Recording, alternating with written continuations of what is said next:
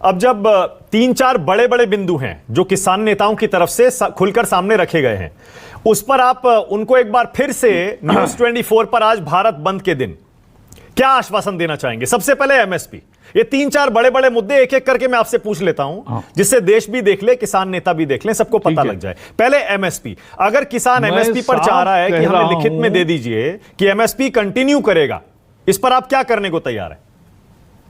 हाँ, पहले तो मैं तीन वाक्य कहना चाहता हूं। पहला तो ये कि एमएसपी पहले थी, आज भी है और कल भी रहेगी। दूसरा, पिछले 55 साल विदाउट लिखा पढ़ी एमएसपी जिस तरह से चल रही है वैसे ही एमएसपी आगे चलेगी, उसमें क्या प्रॉब्लम है? तो एमएसपी चलने के लिए कोई पहले भी कौन सा कानून था, लेकिन 55 साल चला ना, तो जो टाइम टेस्टेड है वही उसी तरीके से एमएसपी चलेगी, उसमें क्या दिक्कत है किसको?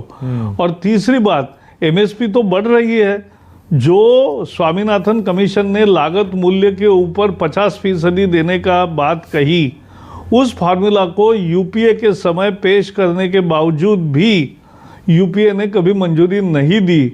आज मोदी जी ने उसको मंजूरी दी और किसान का बल्ले बल्ले हो गया, किसान को ज़्यादा पैसे मिलने लगे, ये एक अच्छी बात हुई है।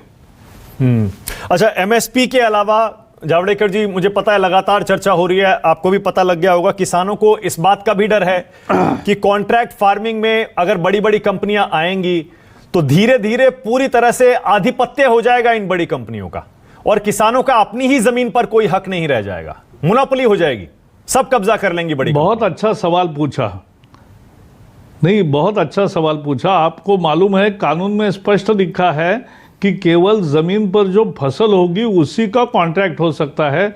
जमीन का कभी भी मालिकाना हक किसान से नहीं छीना जाएगा, किसान का वो कभी कॉन्ट्रैक्ट का हिस्सा नहीं रहेगा, ये साफ किया है। तो ये भ्रम फैलाकर भी नहीं चलेगा, क्योंकि सच्चाई लिखित लिखी है।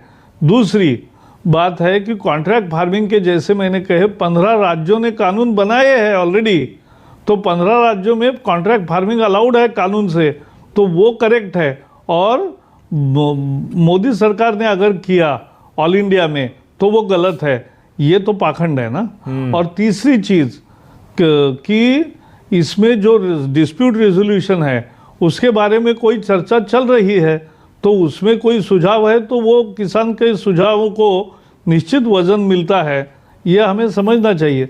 तो सरकार आंख बंद करके, कान बंद करके नहीं बैठी है, वो देख भी रही है, सुन भी रही है और ठीक रास्ता निकालने की तैयारी भी है। आपने बहुत बढ़िया बात कही जावड़ेकर जी, आप कह रहे हैं डिस्प्यूट रेजोल्यूशन को लेकर सरकार के कान भी खुले हैं और विकल्प भी सरकार ने खुले रखे हैं, क्योंकि किसान नेताओं की एक बड़ी डिमांड यह भी है कि जब भी कॉन्ट्रैक्ट फार्मिंग के जरिए कॉन्ट्रैक्ट होगा किसानों में और बड़ी कंपनियों में, तो विवाद की स्थिति में किसान हमेशा घाटे में रहेगा, क्योंकि बड़ी कंपनियों के पास पैसे की कोई कमी है नहीं।